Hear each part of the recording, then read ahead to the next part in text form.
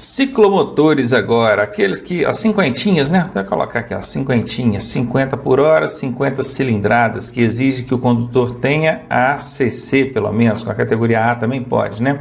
Esses ciclomotores, eles devem ser conduzidos no centro, olha que interessante, no centro da faixa mais à direita da pista. Como é que é isso, hein? Aqui para nós, você tem aqui três faixas, vou até colocar aqui, ó, faixas A, B e C.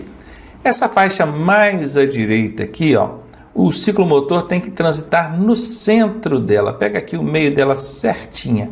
É o trajeto aqui que esse ciclomotor tem que seguir. Se porventura essa faixa mais à direita for de circulação exclusiva para um determinado tipo de veículo, aí o ciclomotor vai usar a faixa adjacente, ou seja, a primeira faixa, né, coladinha nela ali. Então, se essa aqui for exclusiva, vamos supor lá que está para ônibus, bacana, o ciclomotor vai usar essa aqui, ó, que é a faixa adjacente. Esse é o nome que aparece lá na sua prova, adjacente. É proibido o trânsito de ciclomotores nas vias de trânsito rápido e também nas rodovias. Um instrutor ou outro pode ficar em dúvida aí, porque ele viu lá no artigo 57 que proíbe só nas vias de trânsito rápido. Pois é, mas lá no 244 tem infração de trânsito média para os ciclomotores que transitarem nas vias de trânsito rápido ou nas rodovias. Então, o dispositivo infracional incluiu aí as rodovias também. Lembrando que lá no mesmo dispositivo 244, que traz aí essa infração de trânsito média para o ciclomotor que circular na via de trânsito rápido ou rodovia, lá tem uma vírgula escrita assim, salvo quando pelo acostamento, ou quando houver acostamento, assim que está escrito lá. O que nos leva a entender que o ciclomotor pode transitar nas vias de trânsito rápido ou rodovias, em caso excepcional, quando houver acostamento. E agora as bikes, né, as bicicletas. Na falta de ciclovias ou ciclofaixas, essas bicicletas devem circular junto ao bordo da via, né, aqui, ó, junto ao bordo da pista, no mesmo sentido que os veículos. Veículo tem que respeitar a mão direcional. Aliás, gente, só existe uma situação que permite o trânsito de veículos no sentido contrário. Veículo. São essas bicicletas circulando pela ciclofaixa. Se o órgão com circunscrição sobre a via quiser colocar ali uma ciclofaixa, aí essas bicicletas podem transitar livremente para lá e para cá. Fora isso, no meio do fluxo normal, tem que respeitar as regras de trânsito e não seria diferente com a mão direcional aí. As bicicletas só poderão circular sobre os passeios, então tem aqui um acondicional, porque a regra geral diz que elas não podem circular sobre os passeios, calçadas, né? Só poderão circular sobre os passeios quando autorizado e sinalizado pelo órgão competente. Então tem lá a sinalização autorizando a circulação de bicicleta, com informação complementar, tudo bacana e pode. Nesse caso aqui não pode, tá? Ele está circulando aqui sobre a calçada, sobre o passeio, na verdade, mas tem a plaquinha aqui proibindo, ó. Nem precisaria, né? Ele já sabe que, não tendo sinalização nenhuma, a bicicleta não pode circular sobre o passeio. Ela só vai poder circular em caso excepcional quando tiver sinalização regulamentando que pode. Essa aqui já está bem batida para a gente, né? Que é a distância de 1,5 m dos ciclistas, tem que preservar os condutores ao passar pelo ciclista, manter aí 1,5 m de distância. O problema é que na maioria das vezes, em cidades de pequeno porte principalmente, em cidades do interior, né? A gente não tem vias tão amplas, tão largas, de maneira que a gente consiga passar tão longe da bicicleta. Às vezes fica apertadinho, não tem jeito. Então você vai ter que ficar andando atrás dele até sair dali para ele pular para uma outra via e você ultrapassá-lo. Mas o que acontece? Passe a menos de 1,5 m, mas em velocidade bem reduzida. Eu estou falando isso para a prática, tá? Para o dia a dia mesmo. Porque às vezes até na hora do seu exame de direção, você quer lá passar pela bicicleta e vê que não tem espaço suficiente para manter aquele 1,5 m, até porque tem que ser no olhômetro também, né? Como é que você vai saber que ele tem 1,5 m, 1,60 m, 1,40 m? Não dá para saber. Mas aí você fica naquele arroxo, eu preciso passar e não tem espaço, diminua a velocidade, passa de primeirinha, bem devagarinho, às vezes dá um toque na buzina, nesse caso a buzina pode ser usada, não é? Tudo bem. Mas na prova teórica perguntou 1,5 m ou 1,5 metros, é a mesma coisa, né? é a distância que o condutor deve manter das bicicletas aí. O ciclista empurrando a bicicleta equipara-se a um pedestre em direitos e deveres. Aí sim, ele pode descer da bicicleta aqui, ó, está empurrando a bicicleta sobre o passeio tranquilamente. Os pedestres, ao circular pelas vias, devem o quê? Em trechos urbanos, que é dentro de cidades, circular pela calçada ou passeio. A diferença entre calçada e passeio a gente vai ver mais adiante. Então, esse aqui está andando na calçada, já dei até um joinha para ele aqui, ó. Joinha, ok para ele, bacana, circulando pela calçada. Ou em fila pelos bordos da pista. O que é bordo da pista? É a beirada da pista, a margem da pista, o cantinho, né? Ele não pode ficar circulando no meio do trânsito, igual esse doidão está fazendo aqui, ó. Então, quando não existir passeio ou calçada. Então, a regra geral é, ande pela calçada ou pelo passeio. Não tem calçada ou passeio, então ande pelos bordos da pista. Esse aqui, ó, negativo para ele, ó, negativo. Está andando lá no meio do trânsito, perturbando o trânsito, colocando a vida e a segurança dele em risco, né? E aqui, ó, nas vias rurais, opa, agora mudou, ó. Aqui a gente estava falando de vias urbanas, dentro de cidades. Agora, vias rurais, que sejam estradas ou rodovias. Uma rodovia é uma via rural, né? Que não tiver acostamento, porque o pedestre deve transitar pelo acostamento, preferencialmente. Mas não tendo acostamento, em fila, ele vai transitar em fila, um atrás do outro, pelos bordos da via em sentido contrário aos veículos. Tem acostamento, ele vai andar no acostamento no sentido do fluxo. Agora, não tem acostamento, aí ele deve andar no sentido contrário, que é para quê? Para vir de frente com o trânsito. Imagina, vamos dar uma olhadinha aqui na tela, aqui, ó. Imagina esse camarada, ó, não tem acostamento, perceba que aqui a pista não tem acostamento, ele está tendo que andar na pista, só que ele está respeitando a mão direcional. Os veículos que vêm aqui, ó, vêm por trás dele. É perigoso demais, ele não está vendo quem está vindo atrás. Nesse caso aqui, não tendo acostamento, ele deveria estar do outro lado da via. Bacana? E se fossem mais de um, teria que ser um atrás do outro. Ainda falando sobre os pedestres ao circular pelas vias devem atravessar na faixa própria, ou passarela, ou passagem subterrânea, quando estas existirem numa distância de até 50 metros à direita ou à esquerda. Pegaram aí? Ou em sentido perpendicular ao eixo da pista, se não houver faixa ou travessia própria para ele. Então, bacana. O que é esse sentido perpendicular ao eixo da pista? Vou mostrar aqui agora, olha. Isso aqui, ó, esse pedestre aqui embaixo, ó, vamos imaginar esse rapazinho aqui, ó. Ele quer atravessar para o lado de cá. Como é que é a travessia perpendicular? Essa aqui, ó, ela é retinha, ela pega de um lado, vai ao outro. O que seria algo diferente disso e errado? Seria isso aqui, ó, que é a travessia diagonal. Percebam que quando ele atravessa de forma diagonal, ele permanece por um tempo muito maior e por uma distância muito maior na pista de rolamento, onde os veículos circulam. Então, o perpendicular é o adequado, o diagonal é o errado. E agora falando de motocicletas e similares. Envolve motonetas, ciclomotores e vai. Para conduzir esses veículos, o condutor deve utilizar o capacete com viseira ou óculos de proteção. Isso tanto para o piloto quanto para o garupa. Bacana? Então, o óculos tem que ter viseira, o capacete tem que ter viseira. Se não tiver viseira, se for esse tipo de capacete aqui, ó, aí ele precisa ter o óculos de proteção. Claro que é um óculos próprio, não é um óculos qualquer. O óculos de sol, por exemplo, aquele óculos de lentes escuras, ele não substitui o óculos de proteção para o motociclista.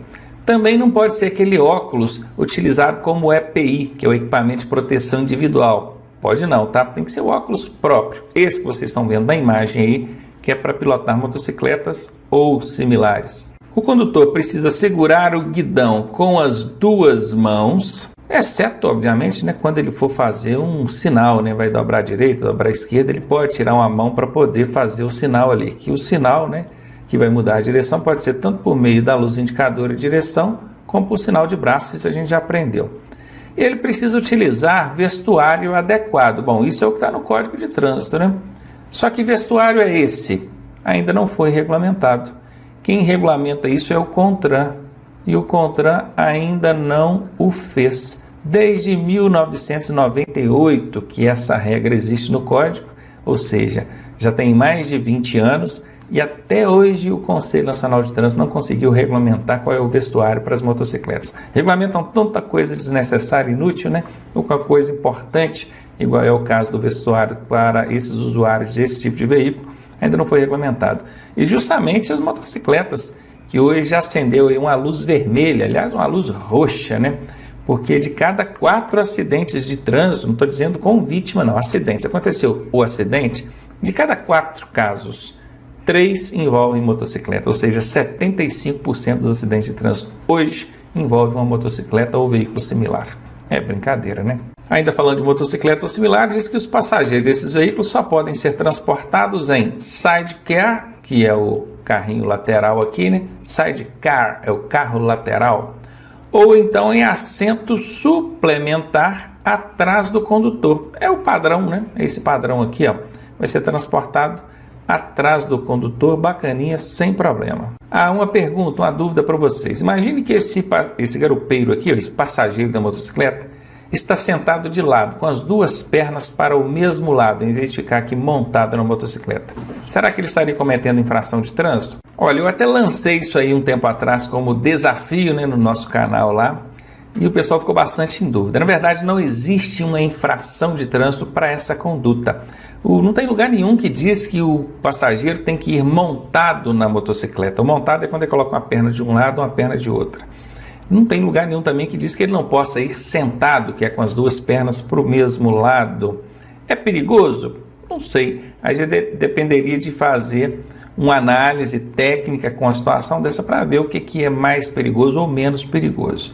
Se considerado uma situação de risco, até poderíamos enquadrar aí no artigo 169 que eu dirigi sem atenção ou sem os cuidados, né? Dirigir sem os cuidados necessários, e aí seria uma infração leve também. Mas aí já seria inventar moda demais. Hoje eu posso dizer para você o seguinte: não existe infração de trânsito por sentar na motocicleta, que é com as 2 pernas para um lado só. Porque se fosse uma perna de um lado ou de outro, é montar, você já aprendeu isso. E a observação aqui diz que ele tem que utilizar o capacete de segurança e vestuário de proteção. Bom, capacete com viseira, tá? O garupeiro também tem que usar capacete com viseira, e a viseira tem que estar fechada. E o vestuário aqui é o mesmo caso, né? O Conselho Nacional de Trânsito até hoje não regulamentou. Mas existe a regra no código, tá? Pode perguntar na sua prova, e se perguntar, você responde. Sim, tem que usar capacete com viseira, com a viseira fechada, e tem que usar vestuário de proteção. Ainda falando sobre motocicletas e similares, agora nós vamos ver aqui sobre o transporte de crianças em motocicletas. A idade mínima para você transportar uma criança numa motocicleta é essa aqui, ó, 10 anos. Com 10 anos já pode ser transportada na motocicleta. Com menos de 10 anos, o condutor estará cometendo uma infração gravíssima. Eu estou dizendo motocicletas, mas isso vale também para motonetas e ciclomotores, tá bom? Aqui nós temos, obviamente, né, além da criança aqui, que aparentemente não tem os 10 anos necessários, nós temos aqui também 3 pessoas sendo transportadas numa motocicleta, sendo que a motocicleta só tem lugar para mais uma pessoa. É o condutor mais um passageiro. A multa aqui é de R$ 293, tá, gente? Suspensão do direito de dirigir, vai suspender o direito de dirigir, da retenção do veículo e recolhimento da CNH. Presta muita atenção na prova, porque o Detran costuma ser maldoso. Ele costuma colocar assim: qual é a infração cometida por aquele condutor, aquele motociclista que transporta uma criança de 10 anos? Né? Com 10 anos não é infração. Com 10 anos pode. Não pode é menor de 10 anos, tá? Menor de 10 anos é infração. Ele fez 10 anos hoje. Beleza, já tem 10 anos. Não fez, ele vai fazer 10 anos amanhã. Infelizmente, pode um dia, vai tomar uma multa gravíssima, vai ter o direito de dirigir suspenso, vai ter o veículo retido e a carteira recolhida. Obviamente, se for uma habilitação provisória, perdeu ela.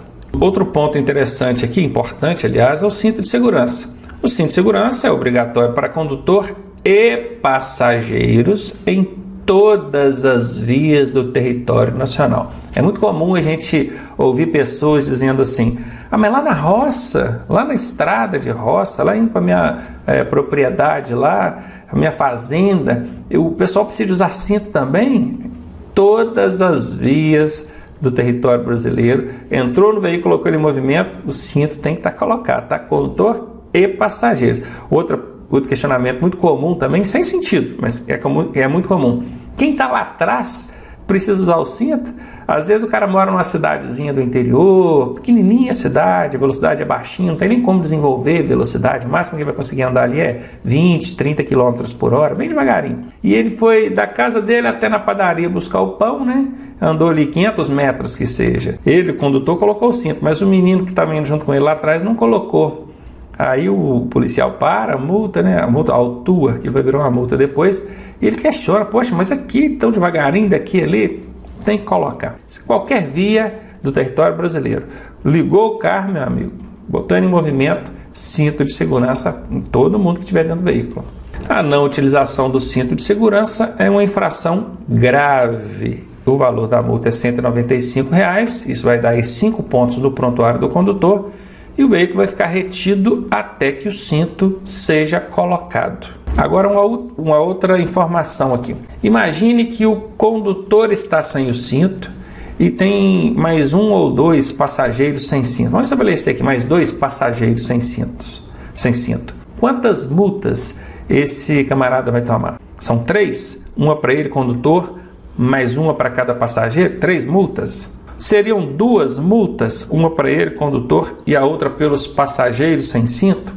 Ou seria apenas uma multa que já envolve a circunstância de deixar usar o cinto de segurança? A resposta é apenas uma multa, independentemente de estar só o condutor sem cinto ou todos dentro do veículo sem cinto, somente uma multa será aplicada. Guardou isso?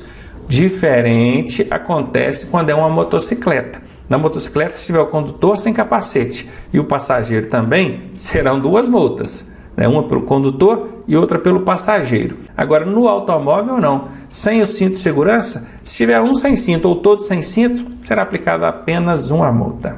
Transporte de crianças. Crianças menores de 10 anos que não tenham atingido 1,45 m de altura devem ser transportadas no banco traseiro do veículo, em dispositivo de retenção conforme idade, peso e altura da criança. Então vamos ver algumas coisas aqui.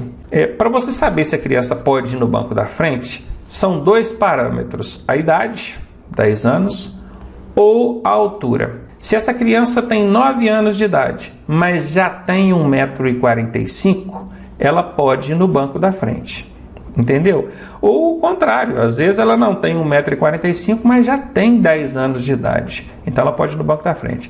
Se ela atender qualquer um dos 2 requisitos, ela pode ir no banco da frente. Agora, se ela não atender nenhum dos 2 requisitos, ela nem tem 10 anos e nem tem 1,45 m. Então ela vai ter que ir no banco traseiro. E ela vai ter que ir no banco traseiro usando o dispositivo de retenção. O que é esse dispositivo de retenção, hein? Pode ser só o cinto de segurança ou pode ser um dispositivo auxiliar, um bebê conforto, uma cadeirinha, um assento de elevação. O que vai determinar que dispositivo é esse vai depender da idade, do peso e da altura da criança, coisa que a gente vai ver no próximo slide, tá? Tem algumas exceções para essa regrinha aqui dos 10 anos e 1,45 m. Vamos supor que a criança não atingiu nem os 10 anos e nem 1,45 m. Ela pode ir no banco da frente? Em alguns casos, algumas exceções pode. Veja aqui, olha. Quando o veículo só tiver banco dianteiro. Imagine uma caminhonete, você tem lá um Saveiro. Não é aquela Saveiro cabine dupla, chique, não. Saveiro comum, gente pobre, igual eu aqui. Você tem uma Saveirinha. Saveirinha é o quê? É o condutor mais um passageiro. Aí você está ali com uma criança de 7 anos. É você e seu filho de 7 anos. É claro que não pode também ir a mãe, né, e a criança no colo. Aí não pode, ele dá até lotação, excedeu a lotação do veículo. Só tinha lugar ali para um passageiro, está levando 2. Aí você e o seu filho de 7 anos. Essa criança vai poder ir no banco da frente? Perfeitamente. Por quê? Porque esse veículo não tem banco de trás. Então é óbvio, entendeu? Só tem o banco da frente. Aí já pode fugir daquela regrinha. Abre a exceção da regrinha dos 10 anos ou 1,45 m. O segundo caso é quando você tiver mais crianças que lugares no banco de trás. Aqui, por exemplo, ó, nessa imagem aqui, nós temos 4 crianças no banco de trás. Aí o policial para e pergunta, pô, mas tem uma criança lá atrás sem cinto? Tem 4 crianças lá atrás e você poderia ter levado uma na frente? Aí o condutor fala assim, poxa, mas eu sei que menino menor de 10 anos ou menor de 1,45 m não pode ir no banco da frente. Ô, meu querido, se tiver mais criança do que lugar lá atrás, você tem que levar uma na frente. Antigamente, usava a regrinha da criança maior. Pega a maior, a de maior porte, e põe no banco da frente. Hoje em dia, nem isso. Então, você pode pegar a menor que seja e colocar no banco da frente, que não tem problema nenhum. Pega ali uma das 4 crianças e coloca na frente. Isso por regra, pela lei, né? Obviamente, se você entender que a de maior porte é que tem melhor condição de ser transportada na frente, que faça assim. Só estou querendo dizer que não existe mais aquela regrinha da criança de maior porte. Essa regrinha já caiu, se não me engano, em 2010 ou 2012, já tem muito tempo já. E ainda tem instrutor ensinando isso aí, né? E o terceiro caso aqui é quando no banco de trás só tiver cinto de 2 pontos. O que é o cinto de 2 pontos? Esse cinto que essa criança está usando aqui, ele tem 1 ponto de fixação, 2 pontos, 3 pontos. Agora, tem carros mais antigos que no banco de trás não tem esse primeiro ponto de fixação. Aí, consequentemente, não tem essa parte aqui do cinto, não tem, ó. Ela fica tendo só a parte subabdominal, é o chamado cinto de 2 pontos. Ou poderia ser também 2 pontos, pegando só aqui e aqui, né? Pega só a parte torácica, não pega a parte subabdominal. Então, se você está no veículo, que no banco de trás só tem cinto de 2 pontos, e no banco da frente você tem um cinto de 3 pontos, você pode levar essa criança menor de 10 anos ou menor de 1,45 m no banco da frente. Qual é a justificativa? Ora, lá atrás só tem cintos de 2 pontos. Aqui na frente eu tenho um cinto de 3 pontos. O cinto de 3 pontos comprovadamente oferece mais segurança, maior proteção. Então eu trouxe aqui, optei por trazer essa criança no banco da frente, mesmo sendo ela menor de 10 anos e mesmo ela ainda não tendo atingido 1,45 m de altura. Por óbvio, quem estiver fiscalizando, seja o policial, o agente de trânsito, ele conhece essas regras, essas exceções. Mas se porventura desconhecer, obviamente você vai fazer um recurso fundamentado nisso aqui e, claro, vai ganhar, né? Então, exibido aqui para vocês quais são as circunstâncias em que a criança tem que ir no banco de trás e quais são as exceções, vamos prosseguir aqui falando agora sobre os dispositivos auxiliares de retenção. Aqui eu coloquei de segurança, dispositivos auxiliares de retenção. Vamos colocar assim para ficar melhor compreendido. O primeiro dispositivo auxiliar de retenção é o bebê conforto.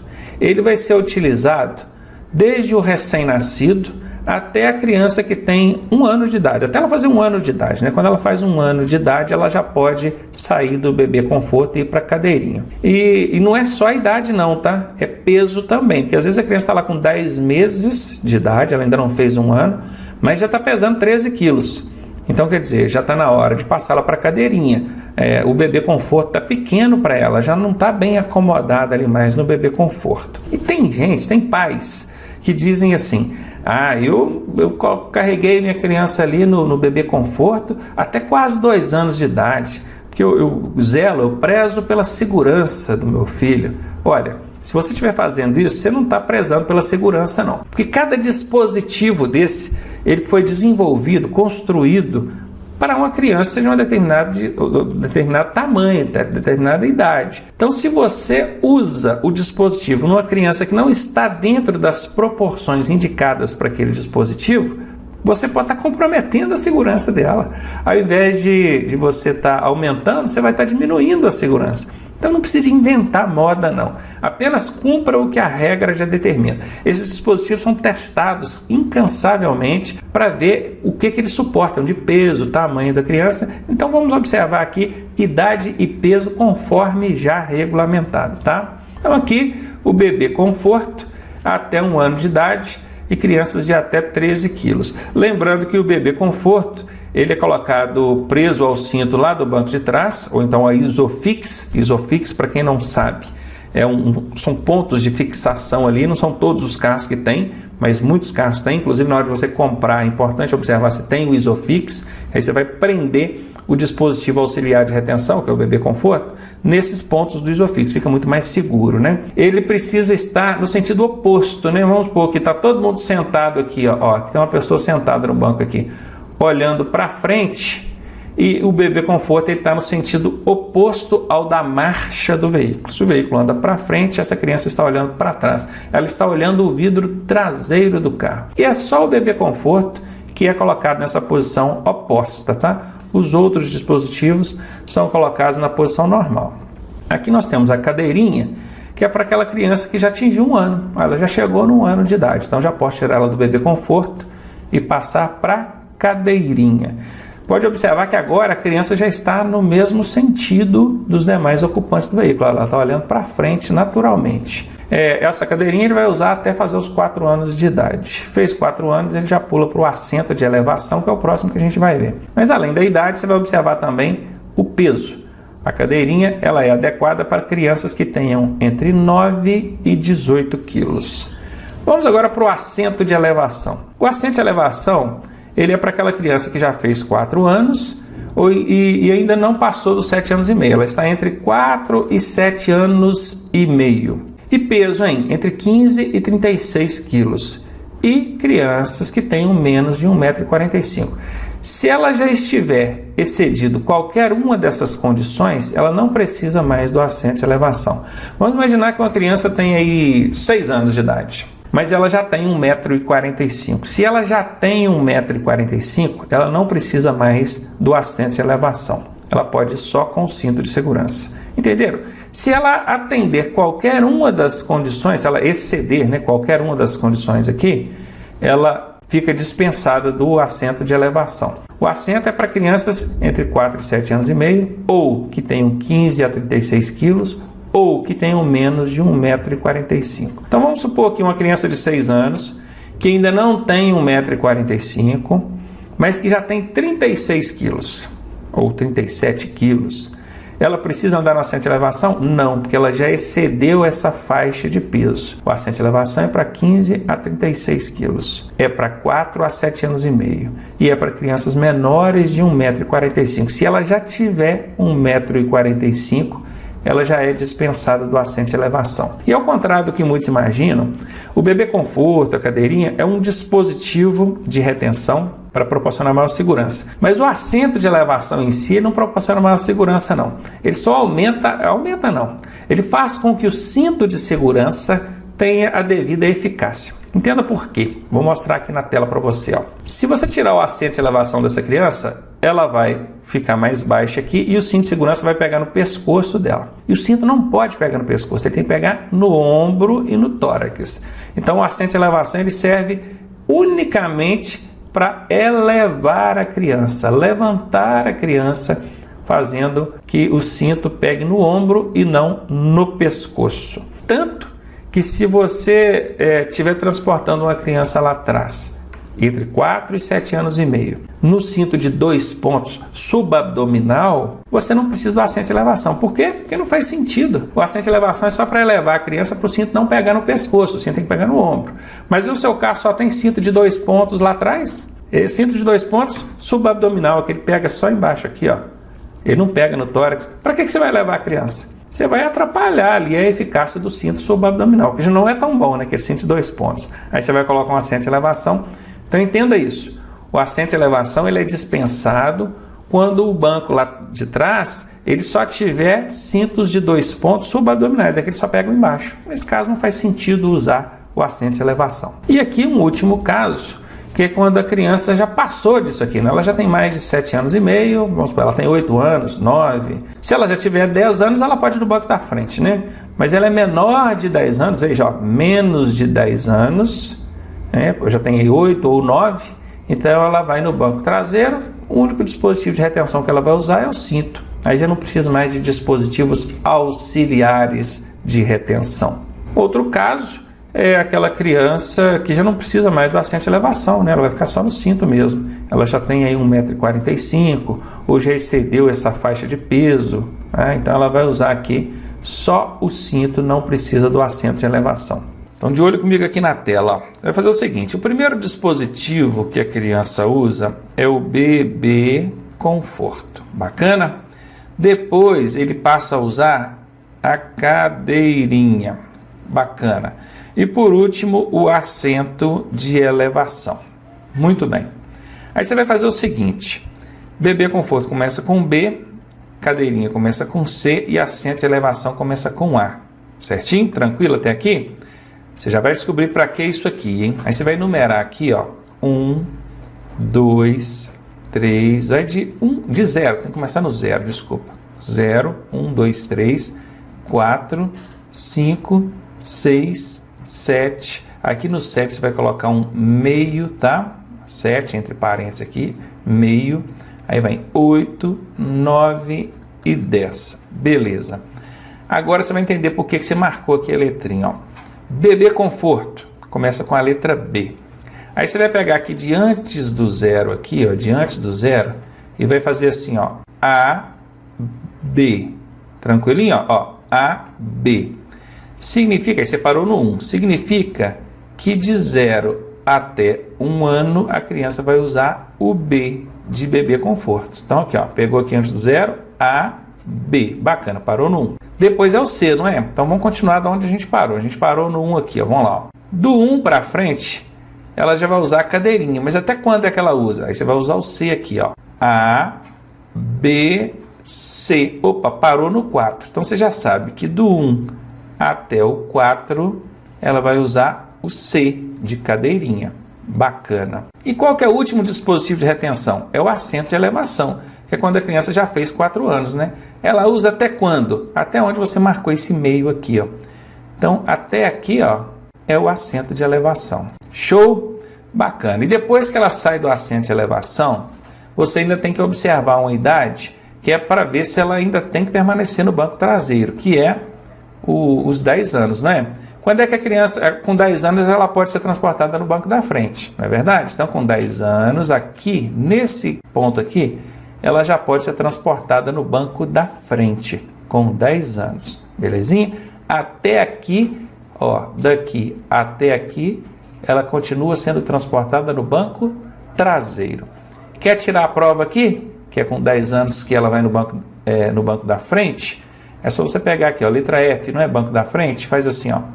A, B, C, D, E, F. Pronto.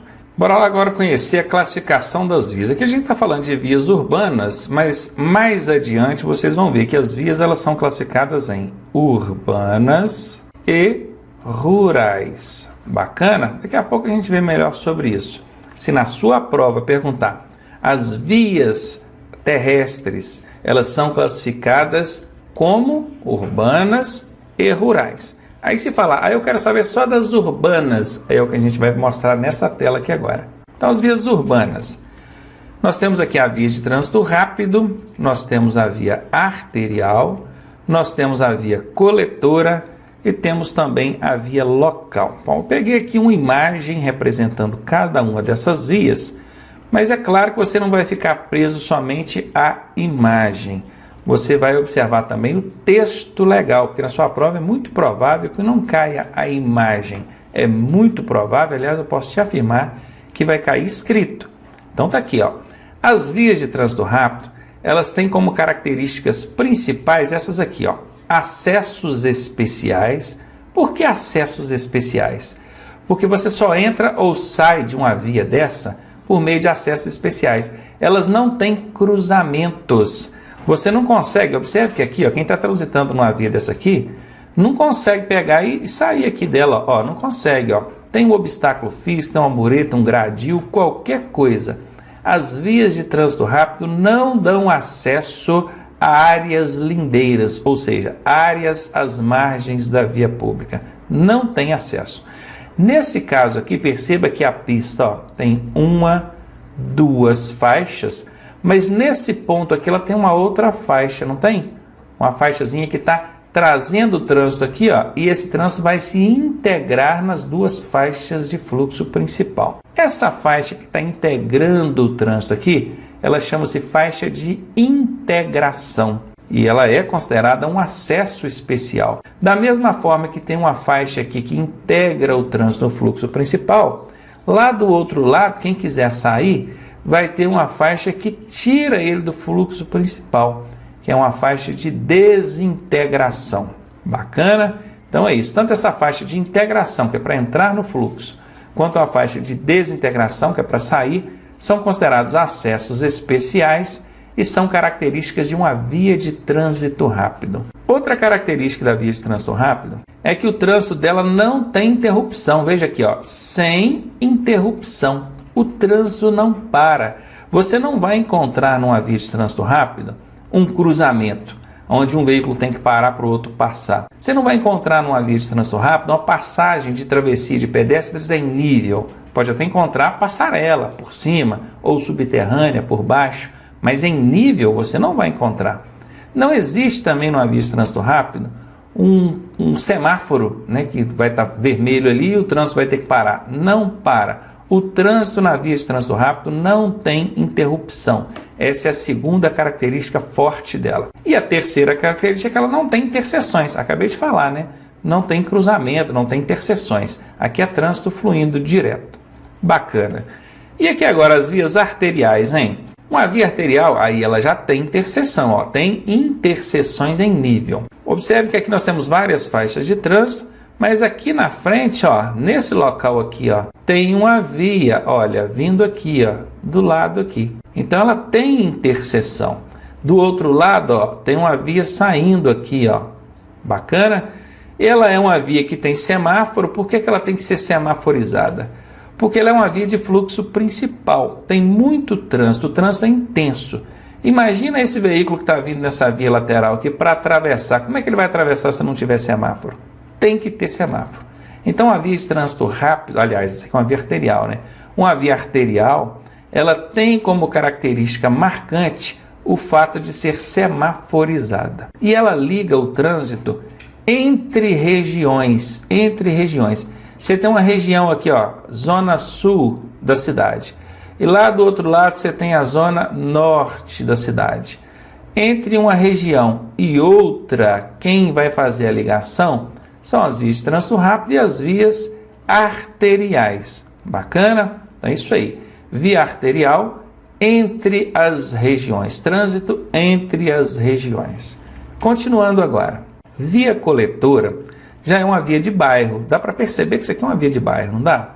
A finalidade dela é coletar o trânsito lá nas vias de trânsito rápido e levar, nas vias arteriais de trânsito rápido, e levar para os bairros. Ela coleta o trânsito das vias de fluxo principal e leva para os bairros. E ela distribui também. Ela pega o trânsito aí dos bairros e distribui para as vias de trânsito rápido. É por onde você chega ou sai nos bairros, né? São essas vias de bairro mesmo, vias coletoras. Elas ligam regiões, aliás, não ligam, né? O trânsito dessas vias é dentro das regiões. Bom, aqui nós temos a região norte, não tem? Você vai encontrar uma via coletora saindo da região norte, aqui não. Você vai encontrar dentro da região norte. Você vai encontrar várias dessas vias, várias, dentro das regiões. Então guardem, vias de fluxo principal são entre regiões, elas ligam as regiões. Agora as vias coletoras são dentro das regiões. E por último, nós temos a via local. Essa é muito fácil, tá? Ela pertence a áreas restritas, condomínios, universidades, parques, praças, né, zoológicos, quando são muito grandes também costumam ter áreas restritas, fechadas. Elas não têm semáforo, tá? Não tem semáforo e a velocidade desenvolvida lá é bem baixinha. Bom, agora que vocês já viram, conheceram aqui essas vias, vamos falar aqui das velocidades. O Código de Trânsito Brasileiro, ele já tem pré-estabelecido para cada tipo de via uma velocidade. Quer dizer que se você está andando numa via e não tem sinalização nenhuma regulamentando velocidade, você não pode dirigir a qualquer velocidade. Não tem sinalização, eu posso andar na velocidade que eu quiser. Não. O código já estabelece velocidades para cada tipo de vias. E é isso que você está vendo na tela aqui, ó. Quando a via não tiver sinalização regulamentando a velocidade, você vai observar essas sinalizações que eu coloquei aqui, ó. Essas são as que o Código de Trânsito já pré-estabelece. Se você está numa via de trânsito rápido, 80 por hora. Se você está numa via arterial, 60. Via coletora, 40 e a local, 30. Ela vai caindo de 20 em 20, não é? e na última aqui ela cai só 10. Aí ficou 80, 60, 40, 30. Bacana. Então, ó, prestem atenção, procurem guardar essas características aqui de cada uma dessas vias, características escritas e as velocidades para elas, porque isso vai perguntar na sua prova mesmo, não tenha dúvida. Vamos ver agora as vias rurais, né? Porque aqui nós vimos as vias urbanas. Vamos para as rurais. Aqui estão, vias rurais. Vou começar falando da rodovia. Tem rodovia de pista dupla e tem rodovia de pista simples. Qual que é a diferença? Duas pistas, tá vendo aqui, ó? Nós temos um canteiro central no meio. Desse lado nós temos uma pista subindo, do outro lado nós temos uma pista descendo. Então, pista dupla, pista dupla. E aqui nós temos uma rodovia simples, ou seja, de pista simples. Ronaldo, mas aqui não vai e vem carro? Sim, mas numa pista só. Percebam que a linha divisória aqui é amarela. Quando a linha é amarela, vocês aprenderam isso lá em sinalização, significa que fluxo vai, fluxo vem. É mão dupla, porém uma pista só, pista simples. Enquanto aqui nós temos uma pista para ir, outra pista para voltar. Observe que a sinalização aqui é branca, tanto de um lado quanto de outro da sinalização horizontal, o fluxo é num sentido só. As duas faixas aqui sobem, as duas faixas aqui descem. Outra dúvida que o pessoal tem muito, mas rodovia é via rural? Aonde? Claro que é. Via rural é aquela que se encontra fora do perímetro urbano. E pensa, as rodovias elas estão fora do perímetro urbano. Elas servem inclusive para ligar uma cidade a outra. Você acabou de sair de uma cidade, que você já não está mais no perímetro urbano, já entrou ali na área rural. Então é uma rodovia que vai te levar até o próximo município, não é? A questão é que o pessoal desvincula, só porque tem asfalto, tem pavimento, eles pensam que via rural é só isso aqui, ó, só estrada. Isso aqui é uma via rural também, só que é uma via rural sem pavimentação, sem asfalto, tá vendo? É uma estrada. Mas a rodovia também são vias rurais, né? Elas são fora do perímetro urbano. Ah, mas eu já vi rodovia passando por dentro da cidade. Passa por dentro da cidade. Ela passa, isso pode acontecer. Ela só passa. Mas a característica principal dela é fora do perímetro urbano. E as velocidades vocês estão vendo aqui, né? Se for pista dupla, 110, se for pista simples, 100 e na estrada é 60. E aqui nas rodovias ainda tem diferença por tipo de veículo. Se for veículos de pequeno porte, que é automóvel, caminhonete e motocicleta, vão ser essas velocidades que vocês estão vendo na tela aqui. Agora, se forem veículos de grande porte, caminhões, ônibus, carretas, aí vai seguir isso aqui, ó. Demais veículos, 90 km por hora. Vão guardando isso aí, gente. Na estrada não tem distinção de tipo de veículo, não. Vai ser 60 por hora sempre, para qualquer veículo. Aqui fala todos os veículos. E aqui eu fiz um resuminho para ajudar vocês, ó. Vias urbanas, vias rurais. As urbanas vocês já sabem, né? Trânsito rápido, arterial, coletor local. E as rurais, rodovias e estrada.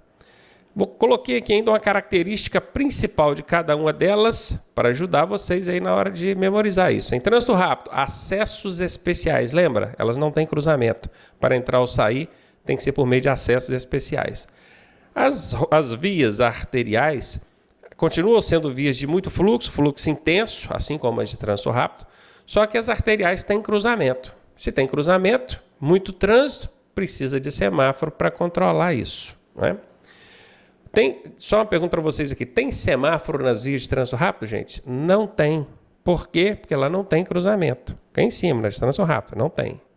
Agora, na arterial tem semáforo. As coletoras são vias de bairros. Elas pegam o trânsito dos bairros e levam às principais vias. Ou pegam das principais vias e levam para os bairros. Normalmente não tem semáforo, porque é menos fluxo, tem menos trânsito. Pode acontecer de ter semáforo, mas normalmente não tem. E a via local são aquelas de áreas restritas, né? Faculdades, universidades, condomínios, áreas restritas. As rodovias são pavimentadas, tem asfalto, e as estradas não pavimentadas, não tem asfalto.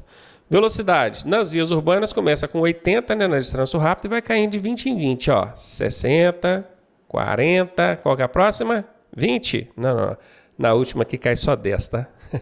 30. Só para quebrar aqui o nosso macetinho, né? Nas rodovias depende do tipo de veículo, né? Veículos de pequeno porte, que são os automóveis, caminhonetes e motos, vai ser 110 na pista dupla ou 100 na pista simples. Os demais veículos, quando estiverem andando na rodovia, que demais veículos são esses, hein? caminhões, ônibus e carretas. Eles vão dar 90 sempre, não tem distinção de pista dupla e pista simples, não. Na estrada também não tem distinção de nada, é 60 por hora para todo mundo e balbal. Esse aqui é o resumo, vocês precisam entender e decorar isso aqui. Só que eu tenho duas observações aqui para vocês. A primeira observação é sobre velocidade mínima. Bom, todo mundo já aprendeu que existe velocidade máxima. Mas mínima também? Sim. A mínima é fácil de guardar, é sempre a metade da máxima. Tá aqui, ó, metade da máxima. Então, se você sabe qual que é a máxima, a mínima é a metade, não tem segredo. E a outra observação que vocês precisam guardar é que são permitidas velocidades diferentes destas que a gente vê aqui na tela, desde que o órgão com circunscrição sobre a via sinalize. Como é que funciona isso, professor? Eu imagino que eu sou o diretor do órgão de trânsito do município, e aí eu chego lá nessa via coletora aqui, ó, que são vias de bairros, e a velocidade máxima nessas vias de bairros, né, que são as vias coletoras, pelo Código de Trânsito Brasileiro é 40 por hora. Só que eu analiso o trânsito ali, vejo que está meio perigoso, falo, não, 40 aqui está muito, vou colocar só 30. Eu posso fazer isso. É só chegar lá e mandar colocar uma placa de regulamentação lá com 30 km por hora. Pronto. O que prevalece? É a sinalização ou é a norma? É a sinalização. A sinalização prevalece sobre a norma. Nós já aprendemos isso. Então, vai valer o que está na placa. Não importa se o código fala que aqui é 40. O mesmo código que estabelece essa velocidade aqui como 40, ele me permite colocar velocidades diferentes, desde que eu faça estudos para comprovar que essa velocidade tem que ser diferente e desde que eu sinalize o local para o pessoal saber que a velocidade é diferente. Do mesmo modo que eu entendendo que 40 era muito, estava perigoso, botei só 30, eu poderia falar, não, aqui está tranquilo, não tem pedestre, não tem nada, eu posso fazer isso aqui andar 50, 60, posso, se eu quiser, vou lá, faço o estudo, comprovo que posso, e é possível, sem riscos, coloco a placa lá, 50, 60 e pronto, é o que vai valer o que está na placa. Então, só isso, vocês precisam entender que essas velocidades, elas podem mudar desde que exista sinalização mostrando que a velocidade mudou. Bora lá, vamos finalizar então essa parte aqui de conteúdo de norma de circulação com a última dica aí. Nas vias internas, que pertencem aos condomínios, vocês já sabem bem o que é condomínio, aqui ainda fala constituído por unidades autônomas e vias de áreas de estacionamento privado, já até falamos isso, né?